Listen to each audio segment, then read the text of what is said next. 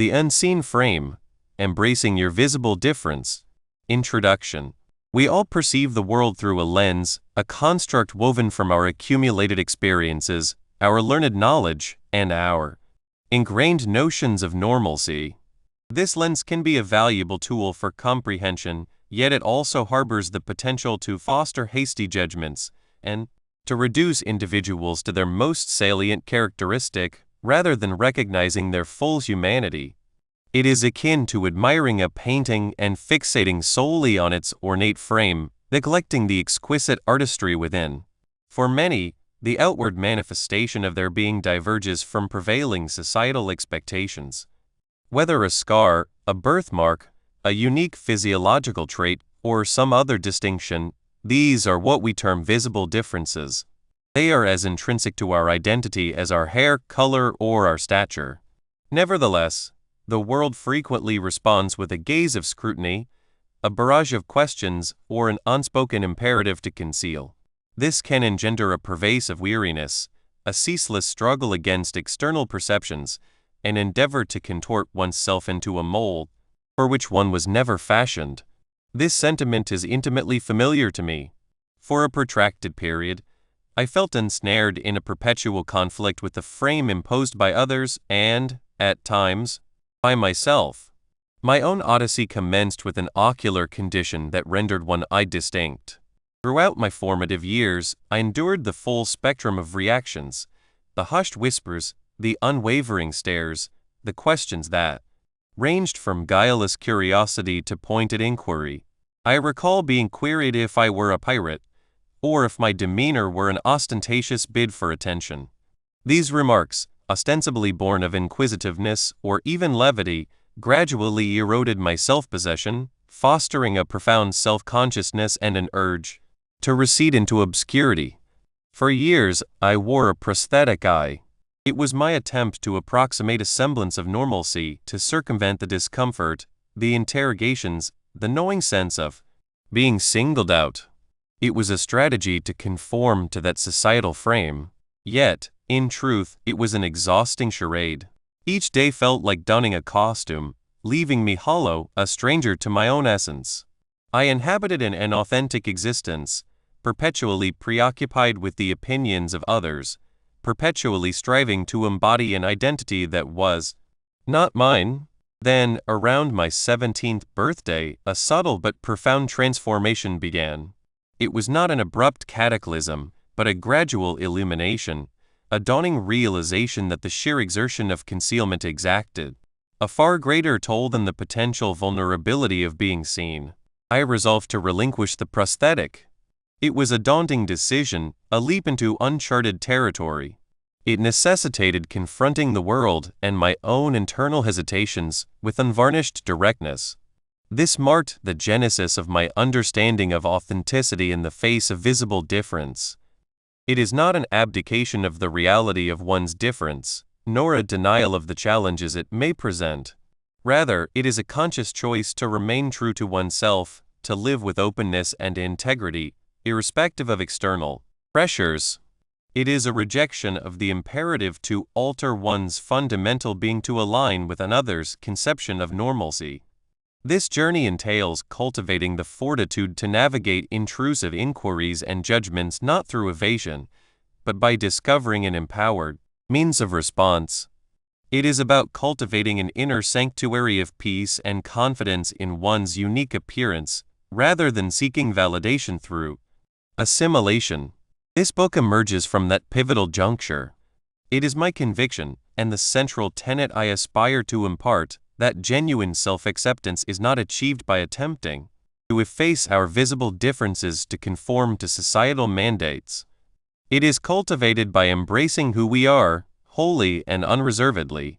It involves developing the internal resources and resilience to engage with the world in a manner that honors our authentic selves.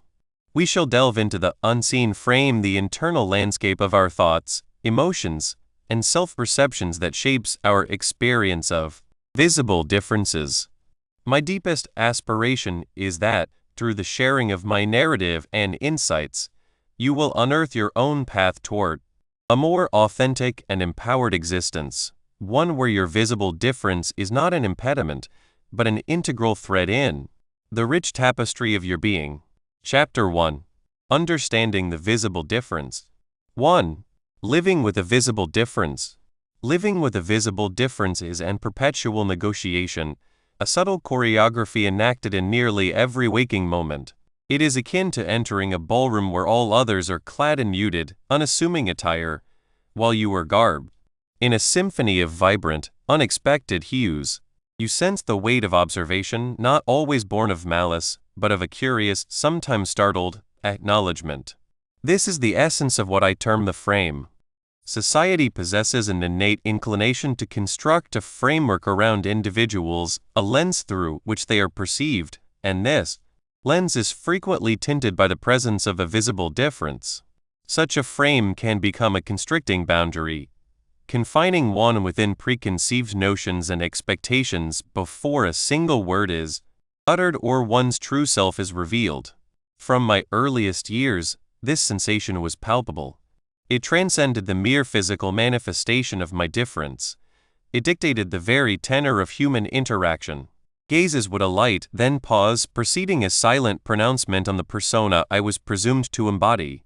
At times, it was an effusion of pity, as if my distinction rendered my existence inherently more arduous, more tragic. On other occasions, it manifested as an almost aggressive inquisitiveness, a relentless volley of questions that felt less like a genuine quest for understanding and more like an attempt to pigeonhole, to dissect for intellectual consumption, or perhaps for personal ease. This ceaseless ebb and flow, this constant management of how my difference was interpreted, evolved into an exhausting, tacit labor. It is a form of exertion that siphons one's vitality imperceptibly, for its operations are so deeply ingrained they feel as fundamental as respiration. The spectrum of reactions from the surrounding world is as boundless as the celestial tapestry. There exist souls of genuine kindness, who may offer a shy smile or a simple, affirming nod, acknowledging your presence, without undue emphasis. Then there are those who, with the most benevolent intentions, pose inquiries that verge on the overly intimate, the excessively probing. "Oh, what happened to you?" they might venture, their eyes wide with a curious blend of solicitude and morbid fascination. Or does it hurt? As if pain were the sole admissible narrative for an individual whose appearance diverges from the norm. These questions, though often springing from a fount of empathy, can have the effect of reducing one's entire being to a singular physical characteristic. They can transform you into a spectacle, a living exhibit. And then, there are the more formidable responses. The hushed whispers, the lingering glances that overstay their welcome, the awkward silences that descend upon a room's ingress. Frequently, individuals harbor assumptions that are utterly perplexing. I have encountered them all, from being likened to fictional characters in a manner that felt profoundly demeaning to the presumption that I must be actively seeking attention, as if anyone would choose to invite such relentless scrutiny. These judgments, whether articulated aloud or merely sensed in the atmospheric currents, erode the very foundation of selfhood. They instigate a perpetual internal dialogue. Am I being unduly sensitive? Is this merely a figment of my imagination? Should I simply disregard it? This ceaseless negotiation, this internal skirmish with the world's perception of you, invariably ushers in a profound internal odyssey. For many, myself included, the initial impulse is concealment. We endeavor to minimize our difference, to assimilate, to approximate the state of normality as closely as possible. This might involve the strategic selection of attire, the avoidance of specific social settings, or even the cultivation of elaborate stratagems to deflect unwanted attention. This yearning for conformity, this desire to escape the discomfiture of being singled out, is a potent force. It is an innate human longing for belonging, for unreserved acceptance. I recall with crystalline clarity the years dedicated to the endeavor of self-diminishment, to rendering my visible difference as inconsequential as possible. It felt akin to donning a garment that was painfully constrictive, a facade perpetually on the precipice of collapse. Every averted gaze, every hushed remark, served as a confirmation of some perceived transgression, as if my very appearance constituted a social impropriety. The energy I expended in the pursuit of normalcy was prodigious. It was akin to undertaking a marathon daily merely to maintain parity. This was not solely a matter of physical exertion, it was an emotional and mental depletion that left me feeling utterly spent and, frankly, somewhat hollow. The effort to appear normal was, in itself, a form of labor that precluded my genuine self-expression. But then, a subtle transmutation occurs. It is seldom a singular, seismic revelation, though such moments can, on occasion, transpire. More often, it is a gradual illumination, a dawning comprehension that the strain of concealment exacts a greater toll than the potential discomfort of being beheld. It is the juncture at which one begins to interrogate the prevailing narrative that posits one's difference as a source of shame. This is the fertile ground where the concept of authenticity in the face of visible difference truly begins to take root. It is the courageous volition to cease resisting one's inherent nature and, instead, to embrace it. This does not necessitate an immediate adoration of every facet of one's difference, nor the naive expectation that the world will instantaneously alter its disposition. It signifies a conscious choice to inhabit one's existence with openness and candor, rather than succumbing to an idealized standard that was never designed for oneself. This metamorphosis is not an effortless undertaking. It demands the challenging of deeply ingrained convictions, both personal and those imposed by the wider society. It necessitates the acquisition of skills to navigate intrusive inquiries and judgments with a newly cultivated self-possession. It is about discerning that the frame others impose is not one's intrinsic reality, but a projection of their own perceptions. And one possesses the agency to challenge that perception, not by altering one's outward form, but by recalibrating one's response. It is here that resilience begins its gentle unfurling. The sheer exhaustion of appearing normal constitutes a formidable obstacle. It is a relentless drain upon our emotional and cognitive reservoirs. When one's focus is so intently fixed on managing external perceptions, precious little energy remains for the act of living. One becomes so preoccupied with contorting oneself to fit a mold that is fundamentally ill-suited that the richness of one's own unique experience is consequently missed. This constant state of vigilance, this subtle self-surveillance, can precipitate anxiety, erode self-assurance, and foster a profound sense of disassociation from one's authentic self. It is a silent burden, one that many bear without fully comprehending its weight until the process of its divestiture commences. However, here resides the profound verity. This journey, though undeniably fraught with challenge, can also serve as a wellspring of extraordinary fortitude. Living with a visible difference frequently compels the development of a singular perspective on the world. One becomes an observer, a discerning interpreter of social cues, and an innate empath. One learns to look beyond the superficial, to grasp that genuine connection emanates from a source far deeper than outward appearance. This can foster a profound inner resilience, a quiet determination capable of navigating life's inevitable tempests. Consider this: when one has been compelled to confront societal expectations and judgments directly, a distinct form of fortitude is cultivated. It is a fortitude of self-acceptance, of unwavering inner conviction. One learns that one's intrinsic value is not dictated by the degree of one's conformity, but by the integrity of one's character and the authenticity of one's spirit. This can lead to a more profound self-understanding and a more compassionate outlook toward others. It is a path that, while marked by its own unique set of adversities, ultimately guides one toward a more genuine and fulfilling mode of existence. The internal narrative surrounding our visible difference is not a static entity, it is a story that undergoes continuous evolution. For me, the catalyst was not a singular event, but a gradual accretion of moments. It was the quiet weariness of perpetually assuming an assumed identity, and the dawning realization that the person I am, was, in fact, quite remarkable.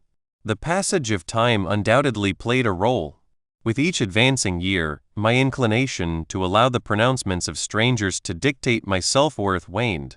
More significantly, however, it was the steadfast support of a select few individuals who truly beheld me, who saw me, beyond the confines of my visible difference. Their unwavering acceptance provided the courage necessary to commence my own self-acceptance. The social interactions that generate the most friction are often those that reduce an individual to a mere stereotype. When someone inquires, "Are you all right?" with an intonation of exaggerated solicitude, it implicitly suggests that one's difference is synonymous with perpetual suffering. Or when a child points, and their parent swiftly admonishes them, thereby imparting the lesson that difference is something to be concealed or regarded with shame. These instances illuminate a societal unease with anything that deviates from the established norm, a latent apprehension of the unknown that manifests as judgment or pity. They underscore a collective assumption that difference represents a deficiency, a problem requiring rectification, rather than a variation meriting comprehension. The imperative to fit in is a formidable adversary. It disseminates insidious falsehoods. You are excessive, or conversely, you are inadequate. It asserts that one's visible difference constitutes an insurmountable impediment to connection, to affection, to achievement. And for an extended period, I subscribed to this notion. I expended a prodigious amount of energy attempting to construct bridges across that perceived chasm, striving to demonstrate my fundamental parity with others. Yet, the nascent indications of resistance to this pressure were subtle. They were manifested in small acts of defiance, selecting attire that resonated with my personal aesthetic, even if it courted attention, voicing my perspective when I felt misunderstood, or simply refusing to offer an apology for my very existence. These were the nascent sparks of authenticity that, in time, ignited into a formidable flame. The journey from navigating the persistent gaze of others to discovering an internal compass of self-acceptance is neither solitary nor a passive capitulation. It is an active, often arduous, process of reclaiming one's own narrative. As we transition from comprehending external pressures to internal shifts, the subsequent critical phase involves equipping ourselves with the instruments, not merely to endure these encounters, but to transmute them into opportunities for genuine connection and empowered self-expression. This leads us to delve into the art of the response, the potent efficacy of the authentic reply. 2. Impact on daily life. To exist with a visible difference is to imbue even the most ordinary days with an extra stratum, a subtle undercurrent most seldom ponder. It is akin to traversing a landscape sculpted for a singular gait, necessitating perpetual recalibration to maintain pace, or sometimes, merely to register one's presence. For me, growing up with my ocular condition, this was not a life defined by dramatic upheavals, but by a succession of small, insistent nudges. It was the ceaseless, quiet thrum of being other in a world that often prizes homogeneity. This ongoing negotiation, this internal and external exertion to bridge the chasm between my reality and the world's expectations, is what I have come to term frame battling. It is choose physical combat for a contest of the mind and spirit. It is the expenditure of energy required, even before stepping across the threshold, to strategize one's presentation. Will one endeavor to diminish its prominence? Will one attempt to ignore it, hoping for reciprocal discretion? Or will one choose to embrace it, acknowledging the potential for unwelcome scrutiny? Every encounter, from the mundane transaction of purchasing coffee to the convivial exchange with a friend, transforms into a miniature arena for this conflict. For a considerable period, particularly during my formative years, my chosen tactic was minimization. My visible difference, a marked disparity in my left eye, rendered it strikingly distinct from its counterpart. This could be disquieting to some, and as a child, the yearning for normalcy was an overwhelming current. I recall years of wearing a prosthetic eye. It was a tangible artifact, meticulously fashioned to mirror my functional eye, a semblance of perfection. Yet, its presence felt akin to donning a mask. Each instance of slight displacement, each moment of dryness, each fleeting glimpse in a mirror revealing the subtle incongruity, sent a jolt through me. It was a visceral reminder of my active effort to deceive, to insinuate myself into a framework that was not entirely my own. This act of fitting in constituted a perpetual, low-grade drain on my vitality. It demanded an acute awareness of my appearance, a constant scanning of reflections, and an incessant worry about the integrity of the illusion. Then there were the reactions. Even with the prosthetic, the difference occasionally remained perceptible enough, or perhaps my own heightened sensitivity amplified its presence. Gazes would linger, subtly at first, then sometimes with more direct intensity. Children, with their guileless candor, would point. Adults, often striving for politeness, would avert their eyes swiftly, yet the glance, a fleeting assessment, was invariably present. And then came the questions, frequently well-intentioned, but often lacking in sensitivity. I have lost count of the variations of, "Are you wearing that for attention?" or the ubiquitous, "Oh, like a pirate." These pronouncements, though rarely delivered with genuine malice, eroded my sense of self. They transmuted my visible difference into a spectacle, an object for commentary, judgment, or even derision. Each of these moments, these sustained gazes and probing questions, presented a minute impediment to the smooth progression of my day. They disrupted the natural flow of conversation, instilled self-consciousness, and reinforced the perception that my difference was noteworthy, a marker of separation. It was akin to navigating a room and perpetually encountering unseen furniture, absent for all others. This was not solely a matter of physical presentation. It was the psychological and emotional toll of traversing a world, not always equipped to engage with difference with grace. The crux of this frame battling lies in the insidious pressure to conform, to conceal that which distinguishes us. It is the unspoken societal mandate that deviation from the norm necessitates diligent efforts toward correction, toward rendering oneself less conspicuous. This pressure is formidable, and for many years I yielded to it. I harbored the conviction that if I could merely achieve a semblance of normalcy, acceptance would follow, happiness would ensue, and the daily friction would dissipate. The prosthetic eye served as my instrument in this pursuit. It was my attempt to mold myself to the prevailing framework, to evade the discomfort of being perceived as different. However, the truth I gradually, and at times painfully, assimilated is that the exertion of concealment often proves more taxing than the difference itself. The perpetual management of one's appearance, the anxiety over others' perceptions, and the suppression of integral aspects of one's being demand an immense reservoir of energy. It is akin to holding one's breath for an extended duration. Inevitably, a desperate gasp for air becomes necessary. This internal performance of normalcy is a profound burden. It obstructs genuine connection with others, as one is perpetually engaged in maintaining a facade. It erodes one's sense of self, for one is not living as one's full, authentic being. The turning point for me arrived around the age of 17. I was weary of the unremitting vigilance, weary of the internal strife, weary of the prosthetic. It felt like a betrayal of my own essence. I recall one day, scrutinizing my reflection, with and without the prosthetic, and experiencing a profound realization. The person I was with my visible difference was not an entity to be ashamed of. The prosthetic felt more like an elaborate costume than an integrated part of me. It was then that I resolved to cease wearing it. This decision was no panacea.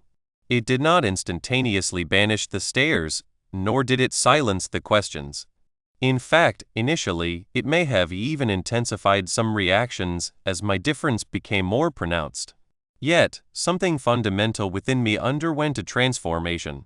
The energy that had been meticulously channeled into sustaining an illusion was suddenly liberated. I was no longer striving to fit within a frame that was not my own. I was inhabiting my own frame, my authentic self. This deliberate choice to embrace authenticity, to live openly with my visible difference, marked the genesis of genuine self-acceptance. It necessitated a reorientation of my focus, shifting from attempting to alter others' perceptions to refining my own. It entailed the profound understanding that my visible difference was an intrinsic component of my being, not a defect to be concealed, but a characteristic that bestowed upon me a unique identity. This encapsulates the very essence of authenticity in the face of visible difference, the courageous act of remaining true to oneself, even when one's physical appearance diverges from societal expectations. It signifies a rejection of the imperative to conform, opting instead for an existence characterized by openness and honesty. This journey is not invariably facile. Navigating societal reactions, including intrusive inquiries and judgment, constitutes a significant facet of it. However, cultivating personal strategies for self-acceptance and empowerment remains an attainable endeavor. It is about discovering serenity and fortitude within one's distinctive presentation rather than seeking validation through assimilation. Beyond the social interactions, the practicalities of navigating the world present unique considerations for those with a visible difference. While my specific condition may not impose physical impediments in the manner of certain disabilities, daily adjustments remain pertinent. For instance, my visual acuity in the affected eye is diminished, necessitating a heightened awareness of my surroundings, particularly in bustling or dynamic environments. I must consciously position myself to ensure an unobstructed field of vision. This demands a level of attentiveness that others may not require. It is a seemingly minor detail, perhaps, but it represents a constant, subtle recalibration that is integral to my daily existence. The cumulative impact of these daily considerations, the perpetual negotiation of perception, the subtle adjustments, the internal struggle between conformity and the yearning for authenticity all serve to underscore a critical point. Comprehending a visible difference transcends mere visual recognition. It involves acknowledging its pervasive influence on every facet of an individual's life. It shapes one's interactions, one's self-regard, and one's very movement through the world. This comprehension, however, is merely the initial step.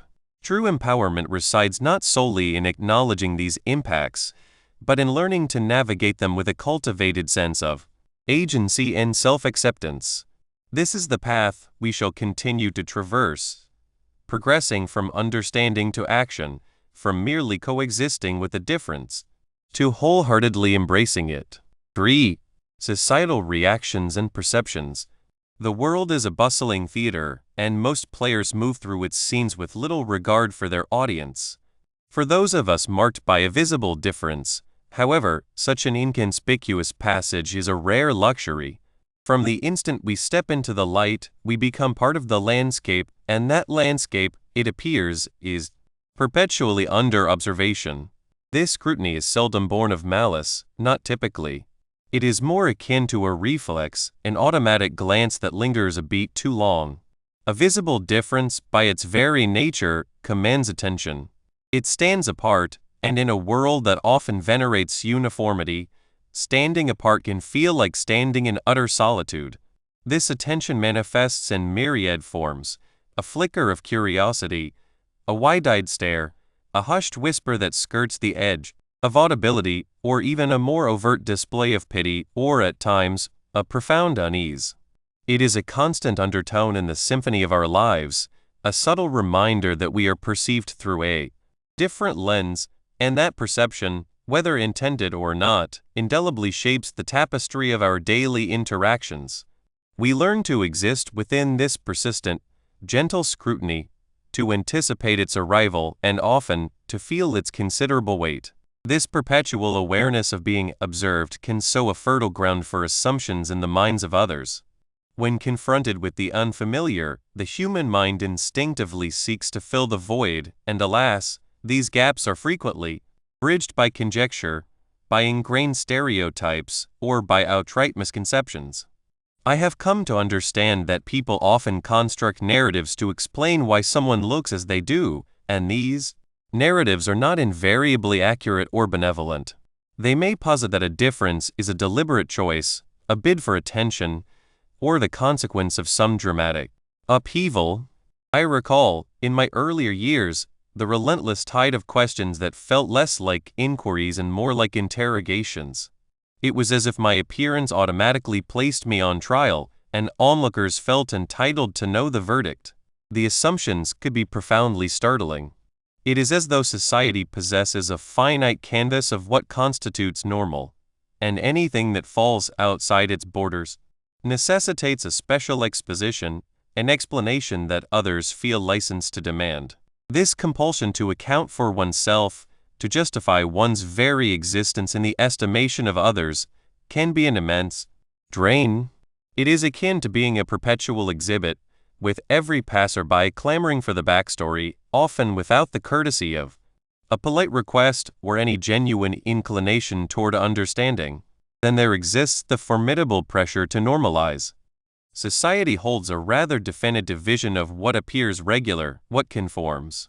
When one's appearance deviates from this prescribed image, a potent force can emerge, urging one to alter it, to assimilate. This pressure can be overwhelming, a persistent murmur suggesting that one is somehow deficient, that one ought to emulate that majority. For a considerable duration, I succumbed to this very impulse. I wore a prosthetic, not from any sense of personal rightness or comfort, but from a conviction that it was the correct course of action. My aspiration was to become invisible, to merge seamlessly into the mold that society had meticulously crafted. It felt like the sole recourse to evade the stares, the questions, the awkward silences. Yet, to conceal a part of oneself, to endeavor to obliterate a visible difference, is an undertaking both exhausting and, ultimately, profoundly isolating. It is akin to attempting to hold one's breath indefinitely. One can sustain it only so long before an irrepressible need to exhale arises.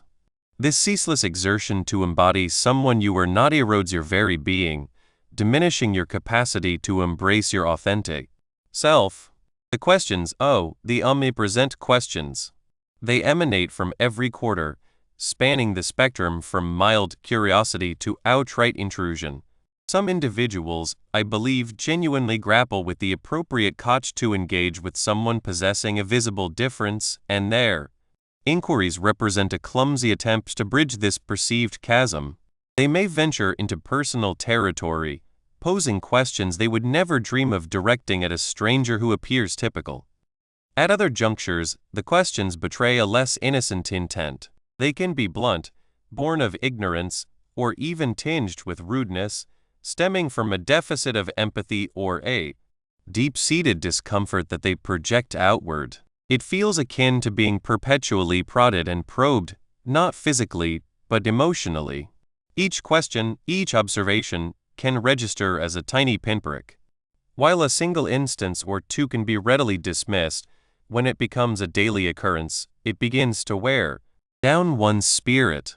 It fosters a sense of exposure, of vulnerability, and often, a profound weariness from the perpetual need to explain oneself to those who may not even be listening with the intent to comprehend. This relentless barrage of external reactions, the assumptions they foster, the pressure to conform, and the intrusive inquiries, can profoundly influence our self-perception. Over time, it becomes alarmingly easy to internalize the implicit message that there is something fundamentally amiss with us, that we are somehow lesser. The external judgment can seep inward, gradually becoming our own internal monologue. We may begin to feel shame for our difference, embarrassment, and a fervent wish for its disappearance. This internalization of negative perceptions represents perhaps the most formidable obstacle we encounter. It is one challenge to navigate the external world, but it is an entirely different matter when the negativity of that external world becomes our own inner critic. It can precipitate a profound sense of self-doubt, a pervasive feeling of inadequacy, and a struggle to find inner peace. It engenders a cycle that feels extraordinarily difficult to disrupt, wherein the world's perception dictates our own self-perception, forging a prison of our own design, reinforced by the pronouncements of others. Thus, what are the most prevalent societal responses to an individual with a visible difference, and what do these reactions illuminate about the world we inhabit? We witness a great deal of staring, that much is certain. It is as though we are perambulating curiosities. Then there is pity. Individuals often gaze upon someone with a visible difference and instantaneously surmise a life fraught with sadness and hardship, eliciting their sympathy. At times, there is fear. It is a trepidation of the unknown, a fear frequently rooted in a deficiency of understanding. And then there is judgment. People may pass judgment upon us for being different, for deviating from their conception of normalcy. These reactions frequently betray a societal apprehension towards anything that diverges from the established norm. We are instilled from an early age with the imperative to value sameness, to blend in. Consequently, when we encounter something that is different, our initial impulse can be to categorize it, to comprehend it, and, if we fail, we may resort to stereotypes or assumptions. It reveals that society is not always as open and accepting as we might wish, and that considerable work remains in fostering understanding and appreciation for diversity in all its manifold forms. And how does this societal imperative to conform actively impede our capacity for self-acceptance? It presents a monumental impediment. When the world persistently conveys, directly or indirectly, that deviation from the norm is a prerequisite for acceptance, it becomes extraordinarily arduous to gaze into the mirror and affirm, I am perfectly acceptable just as I am. The psychological toll is immense. One may experience perpetual anxiety, consumed by apprehension regarding the opinions of others. One might actively shun social engagements, dreading the inevitable reactions. One may even begin to internalize the belief that one's difference is a defect, something to be rectified or concealed. This can precipitate a decline in self-esteem, a sense of isolation, and a profound state of unhappiness. It is akin to perpetually ascending an incline, engaged in a ceaseless struggle against external forces that urge alteration. This battle for authenticity, for fidelity to one's true self, is immeasurably intensified when society propels one in the antithetical direction. The pressure to conform can engender a pervasive sense of insufficiency, a heavy burden to bear. Comprehending these external reactions constitutes a crucial step. It involves recognizing that the world's response to our visible differences is often a more accurate reflection of the world itself than it is of us. However, the genuine embrace of our visible difference and the discovery of our own internal equilibrium and fortitude transcends mere external analysis. It arises from the cultivation of something robust and unyielding from within. This is where the concept of authenticity assumes paramount importance. It is about remaining true to ourselves, even when the surrounding world may fail to comprehend or accept. It is about summoning the courage to exist openly, to be our unadulterated selves, and to cultivate the inner resilience that empowers us to navigate intrusive questions and the sometimes harsh judgments with grace and strength. When we embrace our authenticity, we begin to reorient our focus from the perceptions of others to the truths we hold within, transforming the experience of living with a visible difference from a source of vulnerability into a potent testament to our inherent being. 4. Coping with intrusive questions. It is a curious paradox, is it not? You carry your distinctiveness, a facet of your being as innate as your very breath, and yet, for so many, it becomes an open invitation to incessant interrogation. The world, it seems, often perceives visible differences not as simple states of existence, but as phenomena demanding explanation, dissection, or even correction. This ceaseless barrage of inquiries, though frequently born of benign curiosity, is invariably intrusive, capable of eroding one's peace and depleting one's energy like a relentless tide. What fuels this compulsion to probe? It is often a confluence of genuine inquisitiveness and a deeply ingrained societal narrative that frames difference as something anomalous, perhaps even a problem requiring resolution. We are conditioned to seek rationales, to affix labels, to categorize. When an individual's presentation deviates from the familiar, our innate response, amplified by this conditioning, can be to question. We may ponder discomfort, causality, or the prospect of a remedy. At times, the interrogations transcend mere understanding, veering into a blunt, almost voyeuristic fascination. They can span the medical, is it genetic? The presumptive, does it impede your daily life? To the outright impertinent, did you always present this way? Each question, irrespective of its genesis, lands upon you, the individual living with the difference, and can feel like a minute erosion of your very self. I recall a period, early in my experience, when I felt utterly besieged by it all. Each excursion to the market, each casual outing, felt akin to stepping onto a stage where I was the sole exhibit. The questions formed a constant, droning soundtrack. What befell your arm? Was a recurring refrain. My initial inclination was always to elucidate, to furnish a concise, unvarnished narrative that would satisfy the inquirer and, hopefully, prompt their departure.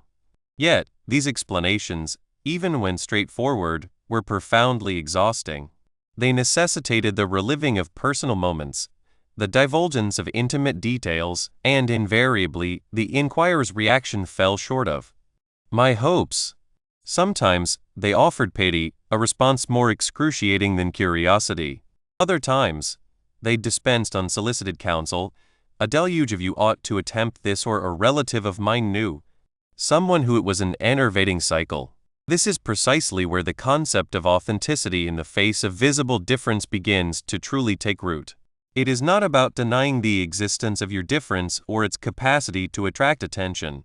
Rather, it is about recognizing your agency in governing how you engage with that attention, particularly when it manifests as intrusive questioning. The essence of this principle, as we have explored, lies in unwavering self-truth, even when one's appearance diverges from societal expectations. It is about rejecting the pressure to conceal or conform, and instead embracing a life lived openly. This journey is not about soliciting external validation through assimilation. It is about cultivating inner peace and fortitude within your unique presentation. And a significant component of this endeavor involves mastering the navigation of external reactions, developing personal strategies that foster empowerment rather than mere activity. One of the most potent instruments within our repertoire is the cultivation of what I term go-to responses. Conceive of them as your personal lexicon, but one that liberates you from uttering sentiments that feel incongruous. These are pre-formulated phrases that offer a swift, comfortable means of addressing recurrent inquiries. They are not intended to be disingenuous. Rather, they represent a deliberate choice regarding the dissemination of information and its timing. They are a means of reclaiming your narrative. For instance, when confronted with a direct question about the origin of a visible difference, a simple, brief, and perhaps enigmatic response can prove remarkably effective. Utterances such as, "It is simply how I am," or "I was born this way," can suffice. They articulate a fact without divulging personal particulars. If your disposition lends itself to humor, and it feels intrinsically aligned with your persona, a lighthearted riposte can effectively dissipate tension. "It is my signature style," or "I am naturally unique," can achieve remarkable results. The paramount consideration here is that it must resonate as you. If manufactured levity feels alien, it is best to eschew it. Another powerful go-to is the art of redirection. This technique is brilliant in its ability to shift the focus away from your difference and pivot back towards a more general, equitable discourse. Following a brief acknowledgement, you might offer, "I would prefer not to delve into the specifics of that, but I would be delighted to hear about your recent travels," or "that is a private matter, but tell me, how did your work project conclude?" This signals an openness to conversation, albeit not on that particular subject. Occasionally, if you feel particularly receptive and the circumstances seem conducive, you might opt for a concise, educational response. This is not an invitation for oversharing, but an opportunity to provide a simple, factual explanation if you believe it might foster understanding. For instance, it is a birthmark that has grown with me, or it is a condition that affects my skin. The crucial element is that this is your prerogative. You are under no obligation whatsoever to educate anyone. And then there are the direct boundary-setting responses. These are indispensable when you perceive a question as transgressing a limit, or when your energy reserves are simply insufficient for engagement. Phrases such as, "I am not comfortable discussing that," or "I prefer not to answer," are entirely legitimate. They are clear, unambiguous, and articulate your needs without recourse to apology. They are an act of profound self-respect. The underlying psychological and societal forces that fuel intrusive questioning are multifaceted. At a fundamental level, humanity is predisposed to pattern recognition. When something deviates from the established norm, our cognitive faculties endeavor to process it, to render it comprehensible. For individuals bearing visible differences, this deviation can precipitate a cascade of inquiries aimed at deciphering the why. Society often reinforces this by framing difference as something to be managed, surmounted, or even eradicated. We witness this in media portrayals, in medical discourse, and in quotidian exchanges where difference is frequently equated with deficiency. Comprehending these drivers does not equate to condoning intrusive behavior, but it can serve to depersonalize the experience. When you recognize that a question often originates from societal conditioning or a dearth of personal experience rather than a direct assault upon your person, it can diminish the emotional impact. This understanding empowers you to respond not from a locus of hurt or defensiveness, but from a position of informed volition. You can perceive the question for what it frequently is, a reflection of the asker's internal milieu, not a definitive pronouncement upon your worth or identity. The transmutation of your internal perspective is paramount. For an extended period, I felt an overwhelming sense of obligation. An obligation to be courteous, to explain, to assuage the discomfort of others, even at the expense of my own tranquility. However, authenticity in the face of visible difference imparts the wisdom that this is a spurious obligation. The decision to respond, to deflect, or to ignore rests entirely with you. You possess the inherent right to safeguard your emotional reserves. Envision your energy as a precious commodity. Each instance you engage with an intrusive question, you are expending a portion of that resource. You have the prerogative to determine where and how you allocate it. If a question drains you, if it renders you feeling exposed or uneasy, you have every right to conserve your energy. This is not an exercise in rudeness. It is an act of self-preservation and self-advocacy. It is the acknowledgement that your comfort and your peace of mind are valid and significant. This is where the concept of authenticity truly flourishes. It is about making choices that resonate with your core self. If responding to a question feels authentic to you in that precise moment, then proceed. If deflection feels more authentic because you are fatigued, or because the inquirer appears disinclined to truly listen, then that is your authentic path. It is not about possessing a singular, rigid response for every conceivable scenario. It is about attuning yourself to your own needs and making choices that honor them. This internal pivot from a feeling of obligation to one of empowerment to choose is transformative. It marks the distinction between being a passive recipient of questions and an active participant in your own interactions. Beyond direct responses, there exists the artistry of the non-answer and the graceful disengagement. At times, a verbal response is neither necessary nor optimal. A simple, warm smile accompanied by a nod can convey acknowledgement without offering any substantive information. It is a subtle method of conveying, "I acknowledge your presence, but I am not engaging with that." Similarly, a smoothly executed topic shift can effectively steer the conversation in a different direction. That is an interesting question, but it reminds me, have you visited the new exhibition at the museum? Physical disengagement is another potent tool. If you find yourself feeling overwhelmed or if the dialogue becomes uncomfortable, it is entirely permissible to politely extricate yourself.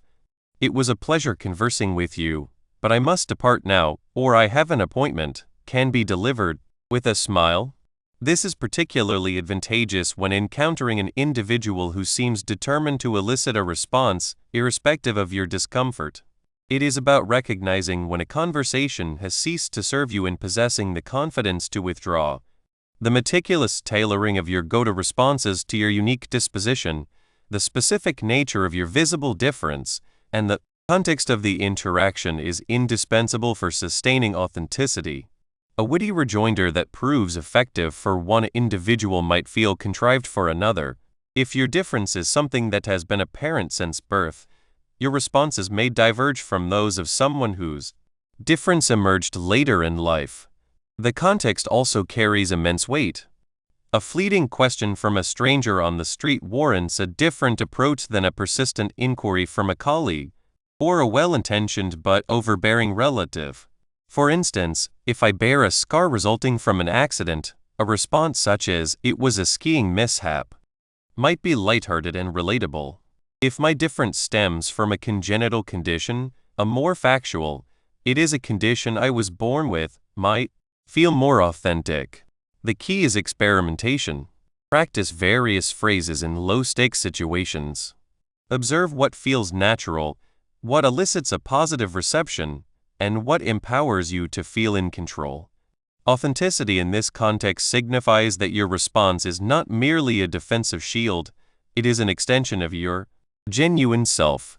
It is about discovering the words and the demeanor that permit you to remain true to your identity while navigating the external world.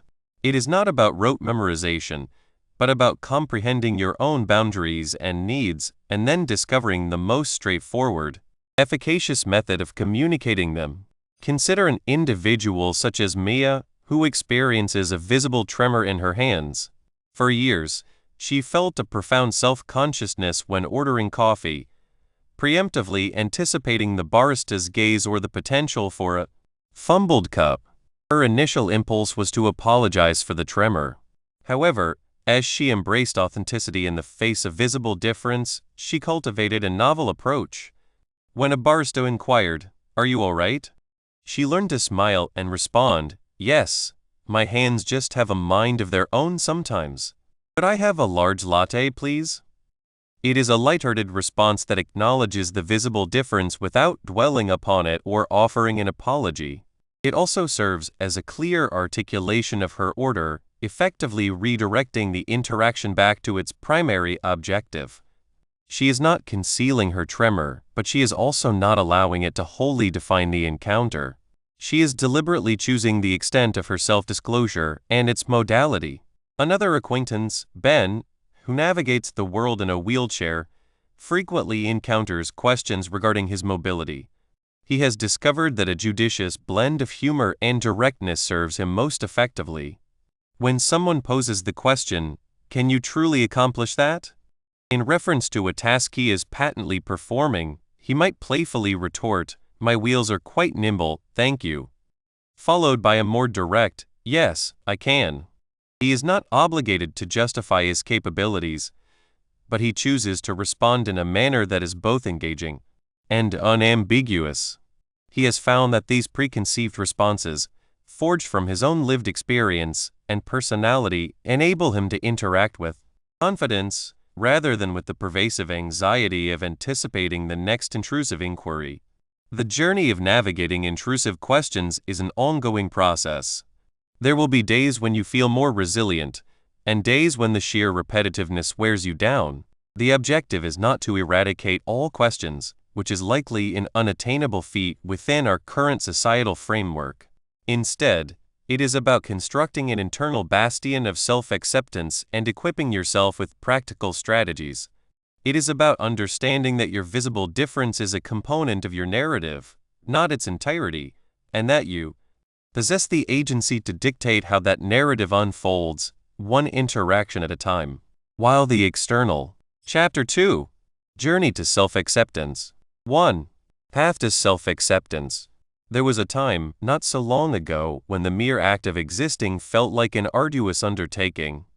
It was not about grand victories or conquering colossal obstacles in the conventional sense, but rather the quiet, unceasing labor of attempting to inhabit a world that seemed pieced together from ill-fitting fragments, with myself as one such anomaly.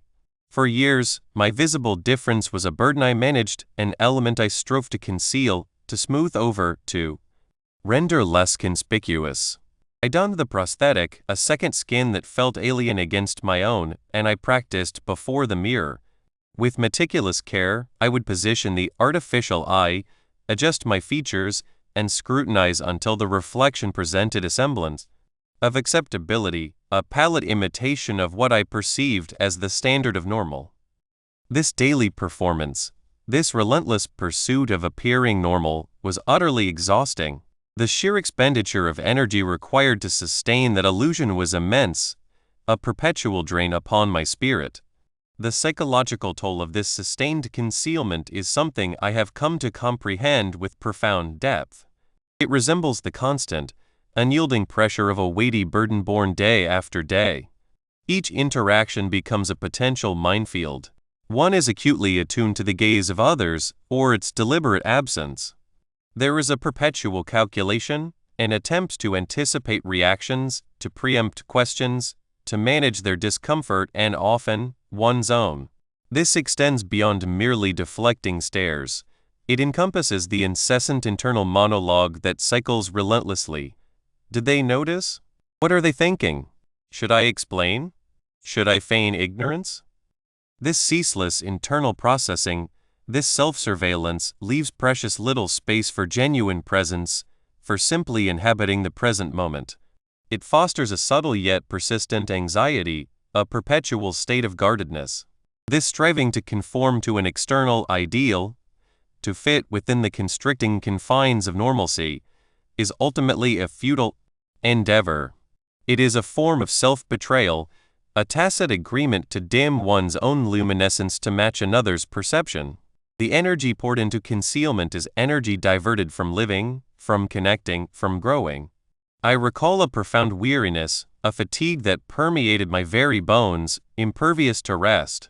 It was the exhaustion of pretense, of the ceaseless policing of one's appearance and conduct, of feeling like an imposter in one's own life. This is the profound cost of prioritizing societal expectations over authentic self-expression when one possesses a visible difference. It is not merely an inconvenience. It is a slow erosion of self-worth, a hushed insinuation that one's true self is insufficient. So, what disrupts this unremitting cycle? What nudges an individual from this draining performance toward something more genuine, more sustainable? For me, the turning point was not a singular, dramatic event, but a gradual accretion of moments, a slow dawning realization that the effort of hiding was eclipsing the fear of being seen. It was around the age of 17 that the weight of that artificial eye, the constant imperative to manage my appearance, began to feel unbearable. A growing discord emerged between the persona I was endeavoring to embody and the self I sensed stirring within. This internal reckoning was exacerbated by persistent external experiences.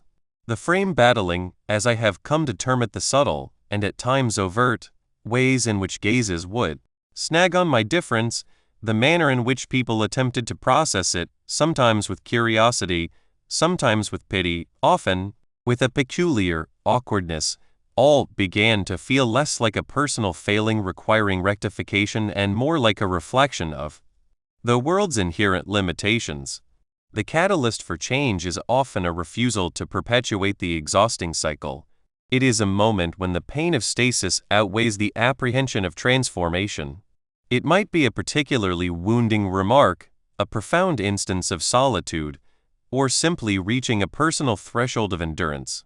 For some, it is an internal epiphany, a sudden clarity that they are deserving of being seen and accepted as they are. For others, it is a gradual burn, a slow realization that the energy expended on concealment could be more fruitfully invested in self-discovery and self-advocacy. It is about reaching a point of declaration. I can no longer sustain this. I cannot continue attempting to be someone I am not. This refusal to perpetuate the draining cycle is the initial, indispensable stride toward embracing authenticity. This transition, this conscious decision to embrace authenticity rather than pursue an illusory normalcy, fundamentally reshapes one's relationship with their visible difference. It ceases to be a source of shame or something to be concealed, but rather becomes an intrinsic aspect of one's being, a unique characteristic that enriches one's narrative. This does not entail denying the inherent challenges or pretending that societal reactions vanish. Instead, it is about reclaiming one's own story. When authenticity is chosen, it is a declaration. This is me. Accept it or reject it. This stance, while initially daunting, is profoundly liberating. It redirects the focus from external validation to internal self-acceptance. The incessant need for approval from others begins to recede, supplanted by a growing conviction in one's own inherent worth. Authenticity, within the context of living with a visible difference, is not a passive state of being. It is an active, deliberate choice. It is the decision to live openly and honestly, to reject the pressure to conform or to hide. It involves acknowledging one's visible difference not as a defect, but as an integral component of one's identity. This necessitates ceasing to rely on prosthetics or elaborate concealment strategies to fit in. It means allowing oneself to be seen fully and unequivocally. This journey frequently entails navigating the reactions of others, the intrusive inquiries, the stares, the judgments, but the foundation remains steadfast, the choice to remain true to oneself. This is the very essence of embracing authenticity in the face of visible difference. It is about discovering serenity and fortitude in one's unique presentation, rather than seeking validation through assimilation. Once this internal commitment to authenticity takes root, the subsequent crucial step involves cultivating empowered responses to the inevitable external scrutiny. This is where the journey from being a passive recipient of judgment to an active participant in one's own narrative truly blossoms. It entails moving beyond mere reactions to comments and questions and instead, learning to proactively shape the interaction. This does not imply aggression or confrontation, but rather responding from a place of self-assurance and inner peace. When one is at ease with oneself, when one has embraced their visible difference, the sting of intrusive questions loses its potency. They become less about perceived inadequacy and more indicative of the questioner's curiosity, their lack of understanding, or at times, their own insecurities. Consider this.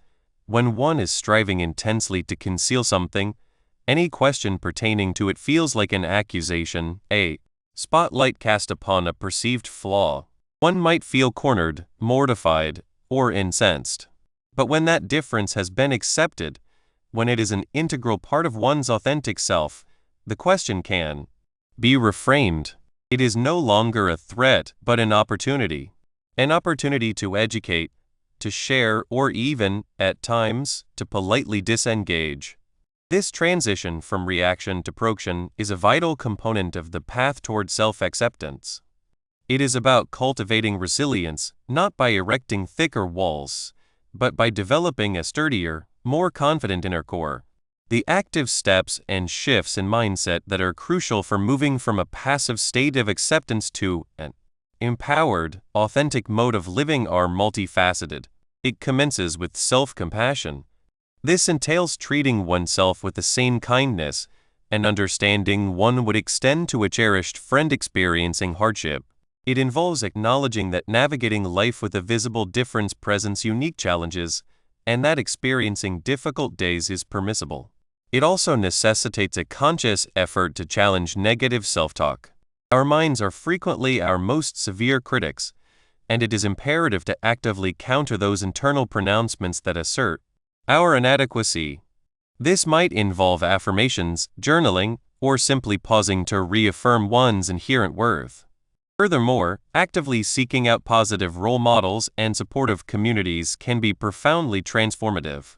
Surrounding oneself with individuals who comprehend or offer genuine acceptance can provide a vital sense of belonging and validation.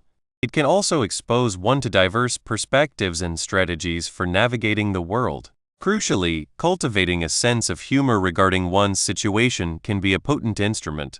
The capacity to laugh at absurdities, to find levity in challenging moments, can diffuse tension and foster a sense of agency. This is not about trivializing one's experience, but about reclaiming power through perspective. Finally, the practice of mindfulness plays a significant role. By directing one's attention to the present moment without judgment, one can learn to observe thoughts and feelings without being overwhelmed by them.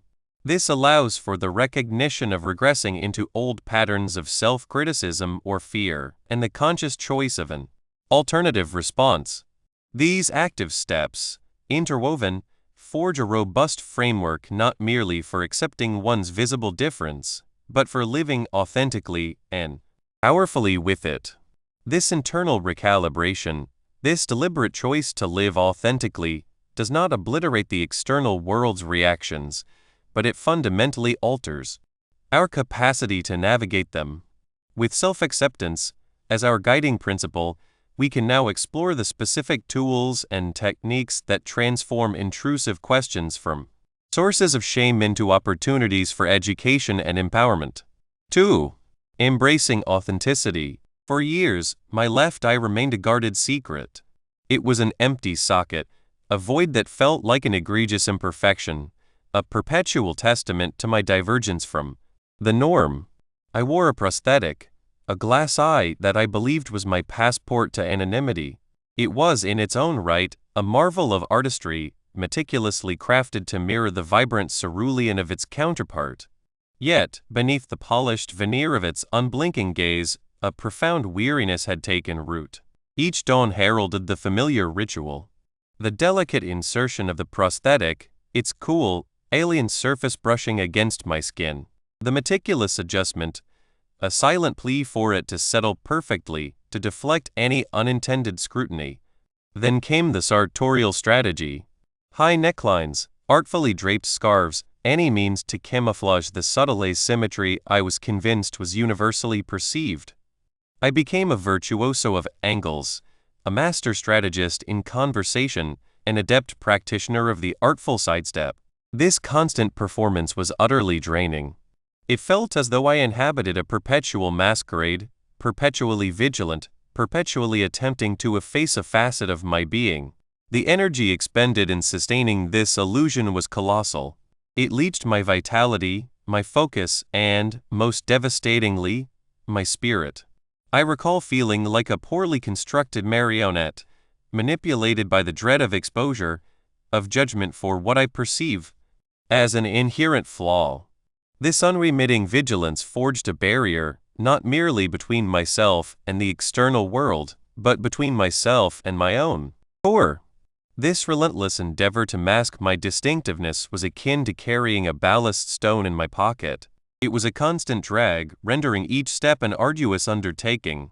I wasn't merely concealing an eye, I was interring a fragment of my narrative, a portion of my lived reality. The emotional toll was considerable. A persistent, low-grade hum of anxiety pervaded my existence, a gnawing fear of being discovered. A misplaced glance, an ill-timed question, could precipitate a catastrophic descent. I would dissect interactions ad infinitum, convinced I had inadvertently betrayed my secret. This internal litany of doubt and apprehension was deafening, obliterating any nascent sense of self. It was an existence steeped in solitude, even amidst company, for the most authentic parts of me remained unseen, immured, behind a meticulously constructed facade. Then, on a bracing autumn afternoon, a subtle yet seismic shift occurred. I found myself in a park, observing the uninhibited play of children. A young girl, barely 5 years old, stumbled and grazed her knee. Her cries erupted, and her mother, far from displaying annoyance or impatience, rushed forward with an outpouring of pure, unadulterated concern. She knelt, her own features etched with profound empathy, and gently tended to the wound. In that instant, I witnessed not a parent merely addressing a physical injury, but a human soul connecting with another, in their moment of vulnerability. It struck me then, with a clarity that felt like a physical jolt, that I was actively denying myself precisely this caliber of genuine connection. By cloaking my difference, I was effectively barring others from perceiving the totality of me, and in doing so, I was precluding myself from experiencing true empathy and profound understanding. The realization did not manifest as a sudden, blinding epiphany, but rather as a slow, inexorable dawn. I began to deconstruct the prevailing narrative that had dictated my existence, that my visible difference was an emblem of shame, something to be concealed at all costs. What if, conversely, it was simply an intrinsic component of my identity? What if, by embracing it, I could unearth a novel form of resilience? This contemplation was simultaneously terrifying and exhilarating. It necessitated the relinquishing of the comforting familiarity of my disguise, a plunge into the uncharted. It meant confronting the specter of stares, of hushed whispers, of awkward interrogations.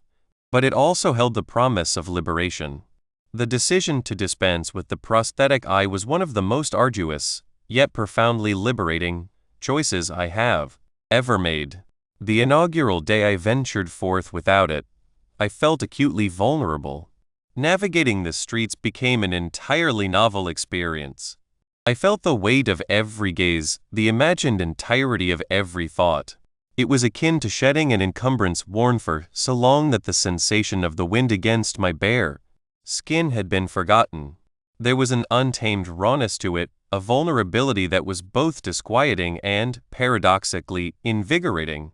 I recall catching my reflection in a shop window and seeing not a perceived defect, but simply myself. My face, with its unique contours, its narrative etched into every line. And for the first time, a profound sense of peace settled within me. This deliberate embrace of my visible difference was, at its very essence, an act of profound self-reverence. It was a resounding declaration of my inherent worthiness of being seen, of being accepted, precisely as I existed. It was a silent insurrection against the societal mandate of conformity, a resolute refusal to permit external expectations to dictate my intrinsic value. I came to understand that the pursuit of normalcy was an unwinnable campaign, for normal is often a remarkably restrictive and exclusionary construct. My journey was not about contorting myself to fit a preordained mold. It was about recognizing that my unique presentation was not a deviation from the norm, but rather a distinct articulation of the human experience. This transition from concealment to openness signified that I was no longer engaged in the futile endeavor of excising a part of myself. Instead, I was actively choosing to honor it. It was akin to finally granting myself unequivocal permission to exist in my entirety without reservation or apology. The internal burden began to dissipate. The ever-present anxiety receded, supplanted by a burgeoning sense of serenity. My perception of the world also underwent a transformation. I began to discern the exquisite beauty inherent in imperfection, the formidable strength residing within vulnerability, and the quiet, potent force of authenticity. The act of embracing my visible difference enabled me to redefine normal from within my own being. Previously, my conception of normal was dictated by external observation, by an assumption of others' expectations. It was a borrowed definition, one that never quite conformed. Now, my definition of normal was unequivocally my own. It was rooted in fidelity to my innermost self, in living in accordance with my internal compass. It meant comprehending that my physical appearance constituted merely one facet of my identity, and that the profound richness of my inner life, my thoughts, my emotions, my experiences held far greater significance than any outward characteristic. This internal recalibration proved immensely liberating. It liberated me from the ceaseless yearning for external validation and allowed me to tap into a deep reservoir of self-acceptance originating from within. This conscious decision to embody authenticity was not motivated by a desire for attention or an imperative for others' acceptance. It was an expression of living truthfully. And paradoxically, this openness began to cultivate genuine connections. When I ceased my efforts to conceal, I allowed others to perceive the unvarnished me. While some individuals still met my gaze with lingering stares, and a few persisted with intrusive inquiries, a significant number responded with kindness and genuine curiosity. They perceived not merely the absence of an eye, but the individual inhabiting that space. They recognized my smile, my laughter, my readiness to engage. This opened the conduit for authentic empathy. When people observed my comfort with my own appearance, they often found their own comfort amplified. They felt no compulsion to tread gingerly around me or feign obliviousness. Instead, they could interact with me simply as a fellow human being. Undoubtedly, the practice of embracing authenticity is not a static destination, but rather an ongoing, conscious commitment undertaken daily. There are moments, even now, when a fleeting whisper of doubt may intrude, or when a particularly pointed question might momentarily catch me off guard. However, these moments now possess a different character. They no longer plunge me back into the shadows. Instead, they serve as potent reminders of the fortitude I have cultivated by choosing to be myself. They are opportunities to reaffirm my dedication to living authentically, to present myself as I am, with all my unique contours and narratives. This deliberate espousal of one's authentic self, while profoundly liberating, inevitably brings one into direct encounter with the world's myriad reactions. The journey does not culminate in self-acceptance. Rather, it reshapes how we navigate the external terrain, preparing us for the unavoidable dialogues and judgments that arise when we elect to be fully visible. This leads us to the crucial cultivation of empowered responses. 3. Building resilience. Living with a visible difference often feels akin to dwelling perpetually in the glare of an intense spotlight. Each glance, each hesitant pause, each hushed remark can land like a miniature projectile against the meticulously constructed facade one strives to project. For an extended period, my own existence served as a stark illustration of the ceaseless exertion, a relentless frame battling. As I came to term it, this was the ongoing, often unconscious, endeavor to curate how others perceived me, how they interpreted my appearance, and how they responded to it. This unremitting task was profoundly draining, akin to attempting to hold back the relentless surge of the tide with naught but bare hands. This frame battling transcends mere inconvenience. It is an arduous emotional and psychological marathon. Envision a state of perpetual vigilance, an unending anticipation of the next query, the next prolonged stare. One might find oneself mentally rehearsing responses before even venturing from the sanctuary of home. Hours could be consumed by agonizing over the reception of a particular ensemble or whether a casual gesture might be misconstrued. This constant watchfulness is utterly exhausting, eroding one's energy reserves and leaving a profound sense of depletion. Over time, this can metastasize into a deep wellspring of frustration.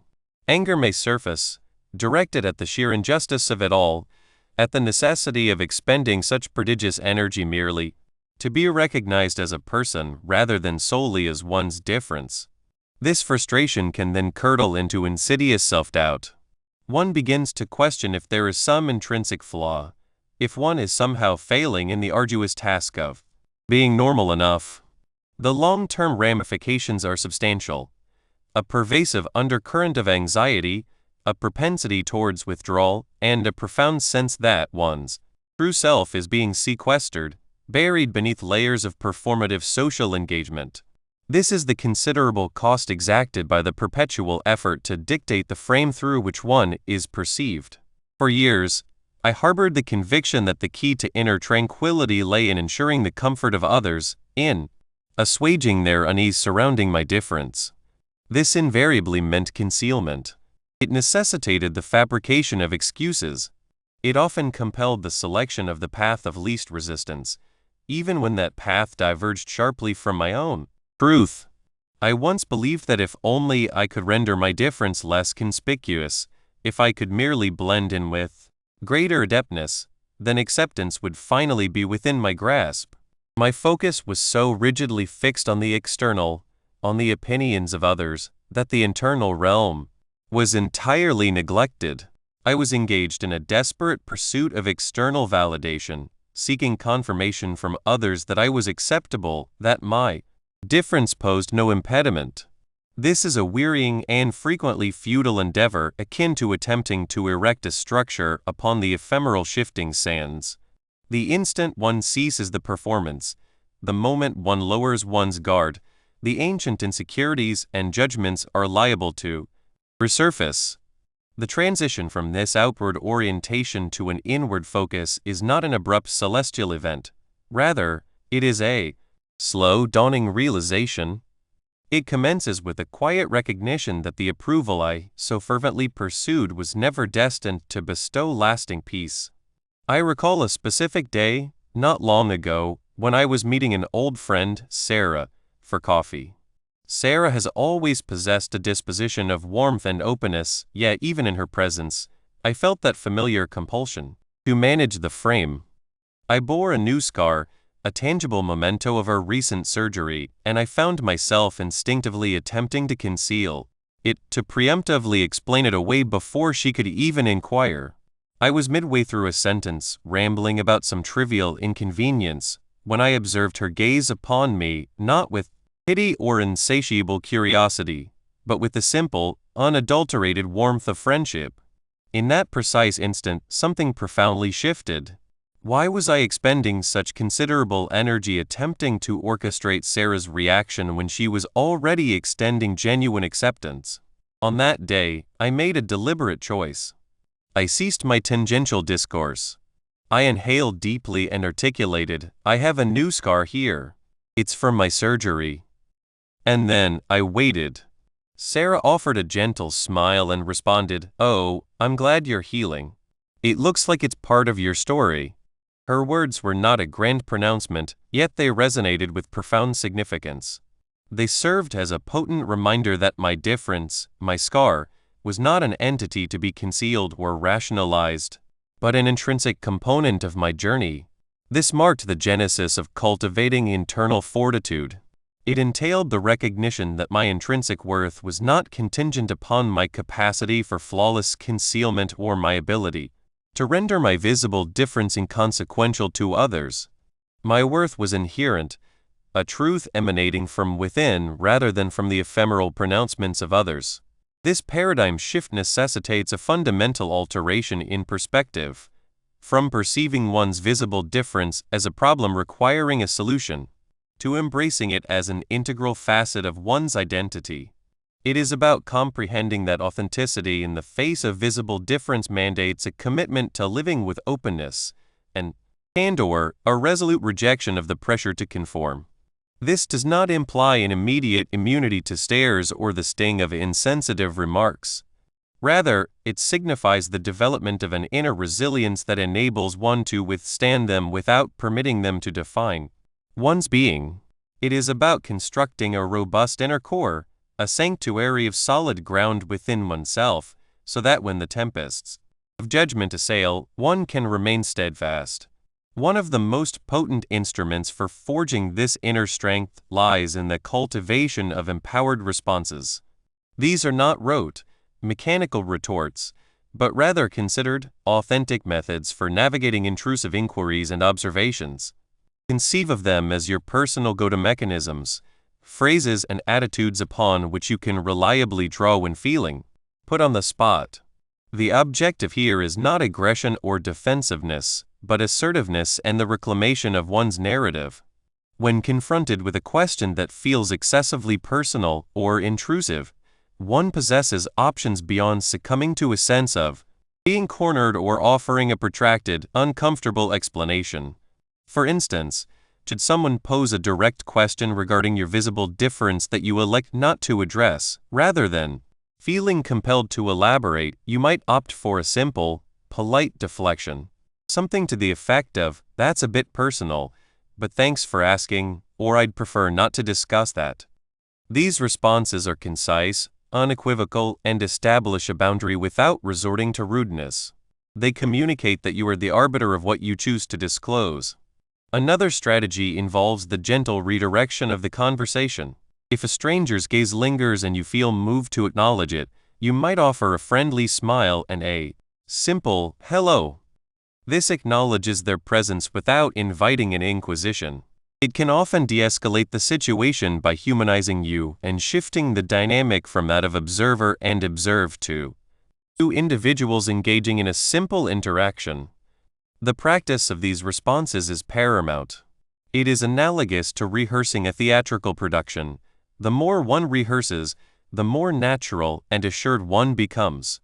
One can even practice before a mirror or in the company of a trusted confidant. The crucial element is to identify responses that resonate as authentic to you. What feels comfortable and true to your unique personality? Some individuals might favor a more direct approach, while others might lean towards humor or a more subtle redirection.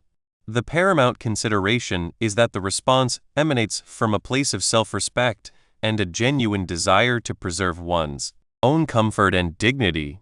This process of devising and deploying empowered responses is a direct embodiment of authenticity in the face of visible difference. You are consciously choosing to respond in a manner that honors your truth, rather than reacting from a position of fear or obligation.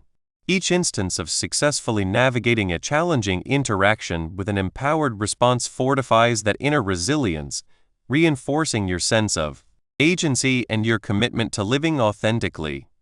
However, even with the most meticulously crafted strategies, the cultivation of resilience can prove a demanding undertaking. There will be days when the remarks inflict a deeper sting, when the stares feel more burdensome, and when the effort required to maintain your authenticity seems overwhelming. It is in these moments that self-compassion transitions from a mere helpful tool to an indispensable necessity. Self-compassion entails treating yourself with the same gentle understanding and unwavering support that you would readily extend to a cherished friend navigating a period of adversity. It involves acknowledging your pain and your struggles without recourse to judgment. When you have endured a particularly arduous day, rather than castigating yourself for feeling distressed or for not exhibiting greater fortitude, self-compassion encourages the affirmation, "This is difficult. It is perfectly acceptable to feel this way." It is about recognizing that experiencing hardship and pain is an intrinsic element of the human condition, particularly when navigating societal expectations surrounding visible difference. It means offering yourself solace, perhaps by taking a respite, engaging in an activity that brings you joy, or simply granting yourself permission to rest. Self-compassion serves as a potent bulwark against burnout. It serves as a poignant reminder of your humanity and that you are deserving of kindness, most especially from yourself. It replenishes your capacity to persevere, to continue practicing authenticity even when the path feels arduous. It liberates you to forgive yourself for moments of vulnerability and to recommit to your journey with a renewed, gentle strength. Ultimately, the construction of resilience hinges upon the establishment of an unshakable foundation within oneself. It is about comprehending that one's visible difference is not a defect to be concealed, but rather a singular attribute of one's identity. This inner strength empowers you to transcend the mere endurance of others' scrutiny. It enables you to engage with the world on your own terms, to live your life with completeness and authenticity.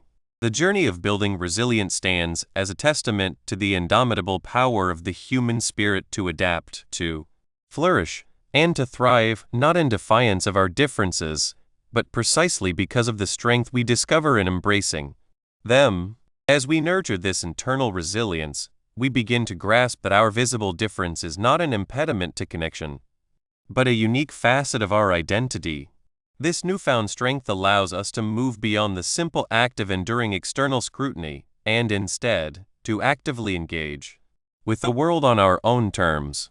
The subsequent phase of this journey involves translating this internal fortitude into tangible strategies for authentic self-expression, thereby transforming our interactions from moments of potential vulnerability into opportunities for genuine connection and self-advocacy.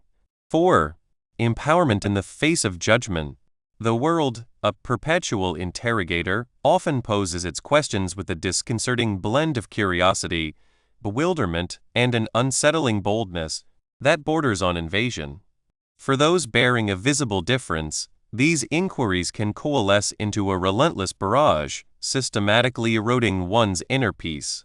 For an extended period, I existed in a perpetual state of defense, ensnared in a cycle of shame and an overwhelming compulsion to vanish.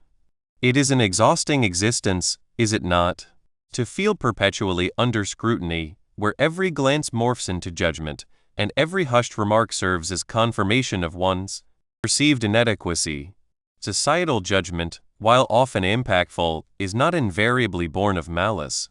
Frequently, it originates from a wellspring of ignorance, a discomfort with the unfamiliar, or a fundamental human inclination to categorize and comprehend through comparison.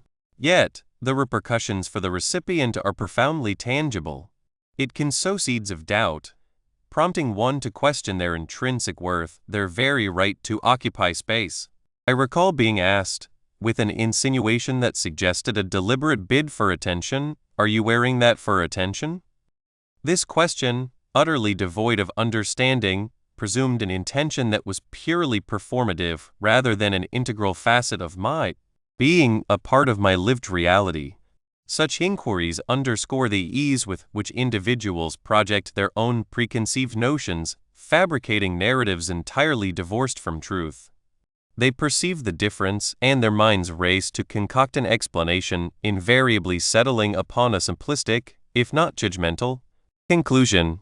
This leaves one feeling profoundly misunderstood, exposed, and irrevocably alone. The pressure to conform, to conceal, to somehow render one's visible difference less palpable becomes immense. It is a formidable burden to bear, the Sisyphean task of shrinking oneself to fit a mold for which one was never intended. For years, this was my default posture. I endeavored to blend in, to minimize attention, to render myself as unremarkable as possible in the metrics that mattered to others. It was a ceaseless performance, a draining exertion to inhabit a persona that was not mine, or more accurately to obscure a significant portion of my authentic self. The prosthetic I once employed, for instance, was an attempt to present a more conventional appearance. It was a strategy to circumvent the questions, the stares, the awkward silences. But it was also a deception. It served as a constant reminder of my concealment, a testament to my discomfort within my own skin, or rather, within my unique form. The mental toll exacted by maintaining this facade was colossal. It was akin to holding one's breath underwater for extended durations. Eventually, the primal urge for air becomes irresistible. The watershed moment, as is often the case, arrived with sheer, unadulterated exhaustion. I was weary of the effort, weary of the internal conflict, weary of feeling like an imposter. At approximately 17 years of age, I made a deliberate choice. I resolved to forego the prosthetic. It was not an act of defiance, not truly. It was an act of surrender to authenticity. It was the dawning realization that the energy expended in concealment could be more productively redirected. It was about choosing to be seen, genuinely seen, for who I was, even if that meant confronting an increased volume of questions and scrutiny. This transformation was not motivated by a desire to stand out. It was fueled by a yearning for honesty. It was about reclaiming my inherent right to exist fully, without apology. Embracing my visible difference was not a grand pronouncement. It was a personal covenant with myself.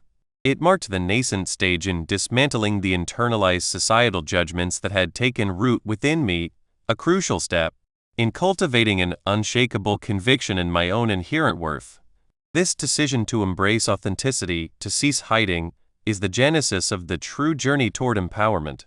It is a potent declaration that one's worth is not contingent upon adherence to societal expectations. It is the recognition that authenticity in the face of visible difference is not an act of rebellion, but a conscious choice to navigate life with unvarnished honesty, rejecting the insidious pressures to conform or conceal. It is a deliberate commitment to present one's true self to the world, rather than a meticulously crafted imitation. Once this decision is solidified, The ensuing challenge lies in navigating the inevitable reactions. The questions will persist. The stares may not entirely dissipate. However, from a position of agency rather than victimhood, one can begin to engage as an active participant in the discourse or even to judiciously opt out of the conversation altogether. This is where the cultivation of go-to responses becomes an invaluable asset. Consider them your personal armamentarium for navigating intrusive inquiries. Their purpose is not to provoke rudeness or aggression, but to reassert control over one's narrative and safeguard one's emotional sanctuary. These responses can be broadly categorized, adapting to one's energy levels, the prevailing context, and the nature of one's relationship with the questioner. There are the brief and direct responses. These are ideal for moments when one's energy reserves are depleted, or when the objective is to swiftly curtail an inappropriate line of questioning. A simple declaration such as, "That's a personal matter," or "I prefer not to discuss it," can be remarkably effective. These statements clearly delineate boundaries without inviting further interrogation. Another concise option is, "That's just how I am." It is factual, unembellished, and precludes further debate.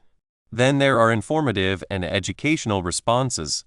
These are suitable when one feels comfortable and possesses the inclination to gently impart knowledge. It presents an opportunity to reframe the interaction from judgment to comprehension.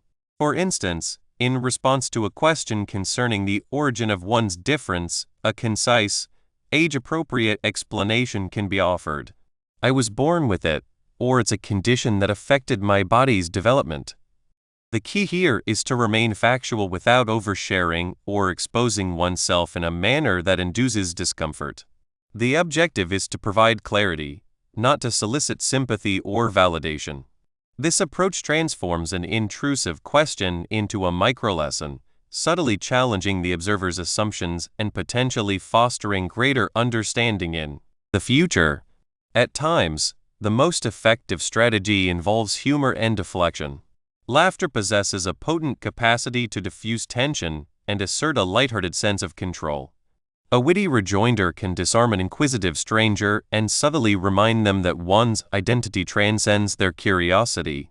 If subjected to an extended stare, a playful smile and a nod can acknowledge the observation without necessitating a verbal exchange.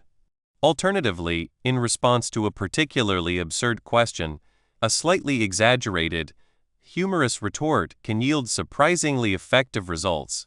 For example, if confronted with a question of egregious inappropriateness regarding one's difference, one might respond with a theatrical sigh and declare, "Oh, this old thing?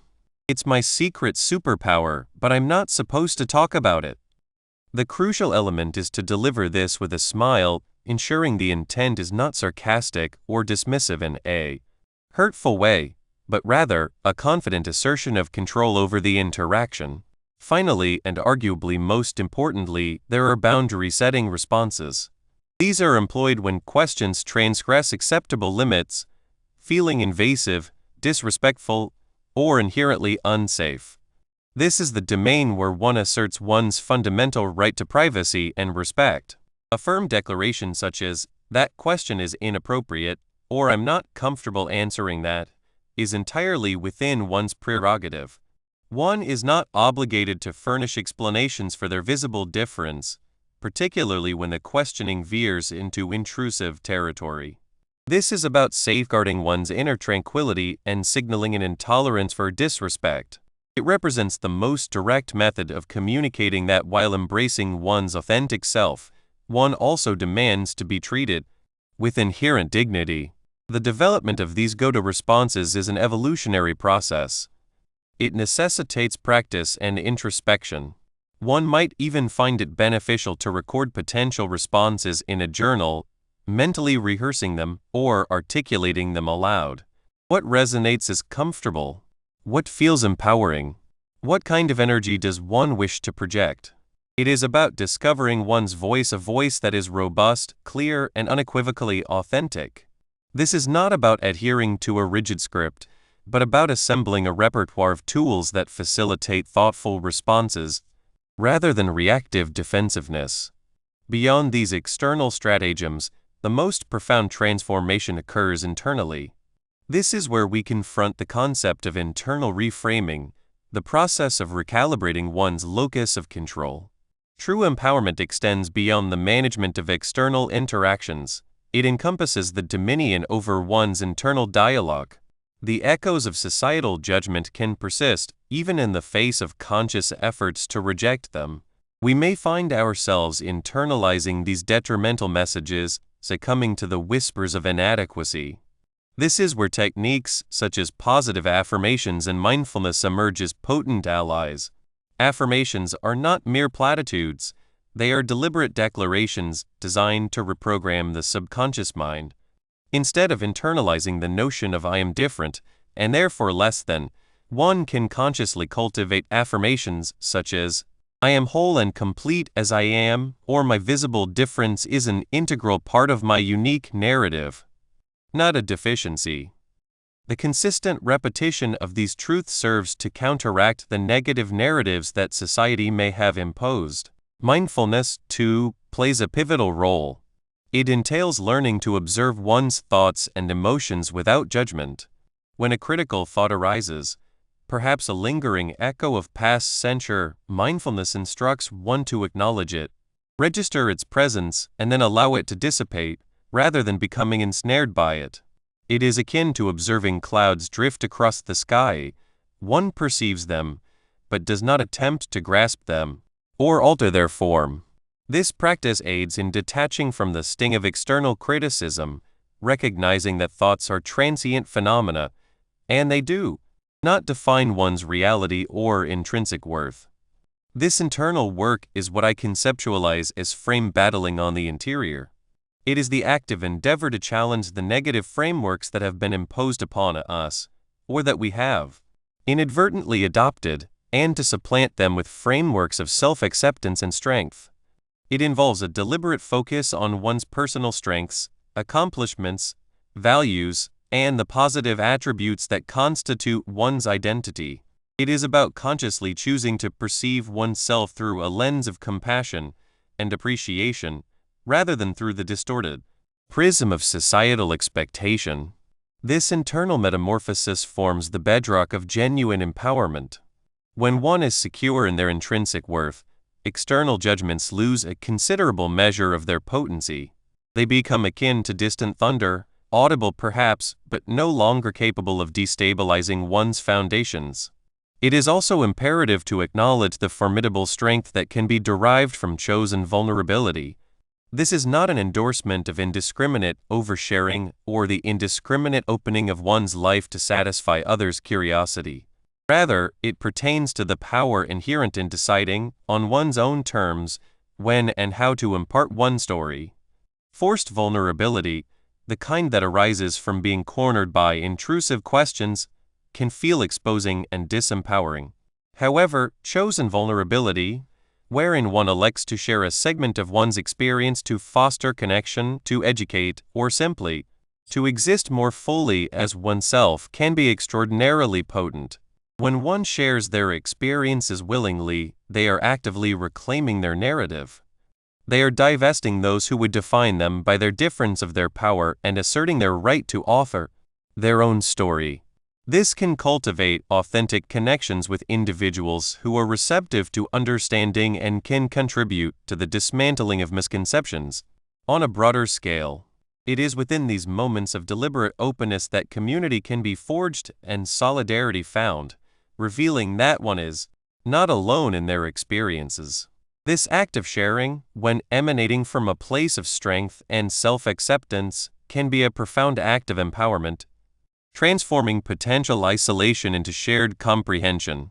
Ultimately, empowerment in the face of judgment is not about silencing every potential critic or effectuating a global shift in perception overnight. It is a far more intimate endeavor. It is about mastering the art of self-preservation and self-celebration. It is about learning to respond to the world not from a position of fear or shame, but from a wellspring of inner resilience and unwavering self-respect.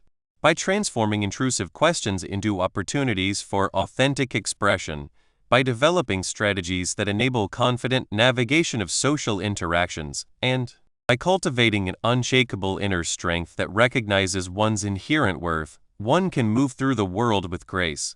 One can solidify their authentic self at the very core of their being. This internal fortitude, this deeply ingrained belief in oneself, is the most potent instrument one possesses. It paves the way for profound self-acceptance, enabling one to embrace the unique and valuable narrative that their visible difference has, in its own inimitable fashion, helps to inscribe. Conclusion. As the final pages of the unseen frame turn, we conclude a journey through the often unacknowledged landscapes of living with visible differences. We have delved into the societal pressures that press upon us, the internal battles waged within, and the profound, persistent yearning for acceptance. At the heart of our exploration lies a central, unwavering argument that true self-acceptance is not to be found in the arduous, futile endeavor of concealing our visible differences to conform to societal molds, but rather in the courageous embrace of our authentic selves and the cultivation of empowered responses to the world's often intrusive gaze. This journey culminates in the understanding that authenticity in the face of visible difference is not merely an abstract concept, but a potent, liberating pathway. It is the very bedrock upon which we can construct a life of genuine self-worth, liberated from the constricting confines of perceived imperfection. We have witnessed how the narrative of frame battling the relentless daily effort to navigate a world that frequently struggles to accommodate difference can feel like an exhausting, perpetual performance. For many, mirroring the individual whose journey resonated so deeply through our discussions, the initial, instinctual response is concealment, the donning of a prosthetic of normalcy, as if the visible difference were an inherent flaw to be meticulously hidden. This is the seductive siren song of societal expectation, whispering that conformity is the indispensable price of peace. Yet, as we have discovered, true peace, true strength, resides not in this taxing act of concealment, but in the radical, transformative act of authenticity. To embrace our visible difference authentically is to shed the pretense, to acknowledge our reality, and to consciously choose to be seen, fully and unapologetically. It is a profound declaration that our visible difference is not a mark of shame, but an intrinsic, vital component of our unique identity. The rewards of this courageous embrace are immeasurable. The energy once consumed by the laborious effort to appear normal is reclaimed, redirected to fuel a life lived with greater purpose and a profound reduction in internal conflict. Self-esteem blossoms, not from the fleeting validation of others, but from the quiet, unshakable confidence of knowing you are seen and accepted, first and foremost, by yourself. This profound authenticity, in turn, acts as a magnet, attracting genuine connections, drawing in those who truly appreciate the richness and complexity of your true self. However, it is crucial to acknowledge that embracing authenticity does not instantaneously transmute the external landscape. The world, with its deeply ingrained biases and unexamined assumptions, will undoubtedly continue to present its formidable challenges. The intrusive questions, the lingering stares, the well-intentioned, but often insensitive comments, these are the persistent realities that many with visible differences must navigate on a daily basis. This is precisely why our exploration has deliberately focused not solely on internal acceptance, but on the development of practical, go-to strategies for responding to these inevitable interactions. These strategies are not about aggression or defensiveness, but about reclaiming your narrative and setting boundaries with an unwavering grace and conviction. We have examined a diverse array of approaches, ranging from the direct and honest explanation to the educational response that fosters genuine understanding, to the firm yet polite boundary setting that unequivocally asserts your right to privacy. We have also touched upon the potent power of a well-timed, humorous deflection, or the quiet, unassailable strength of simply stating, "I'm not obligated to explain." The paramount takeaway here is agency. You are not obligated to perform for the scrutiny of others, to justify your very existence, or to educate every curious stranger. Your response, or indeed your deliberate lack thereof, is your sovereign choice, a powerful testament to your empowered engagement with the world. The unseen frame of our title, therefore, transforms from a metaphorical cage into a unique and illuminating lens. It is through this distinctive perspective that we gain a deeper, more nuanced understanding of ourselves, of the society in which we live, and of the intricate tapestry of the human condition. By embracing our visible differences, we not only empower ourselves but also actively create the space for others to embark on their own journeys of self-acceptance. We forge bridges of understanding, fostering a community where vulnerability is met with profound empathy, and where the unseen is recognized not as a deficit, but as a source of shared strength and deep, meaningful connection. The enduring legacy of choosing authenticity is one of liberation, resilience, and a richer, more purposeful engagement with life itself. It stands as a powerful testament to the truth that our visible differences do not diminish us. Rather, they can, and often do, illuminate our path toward becoming our most authentic selves.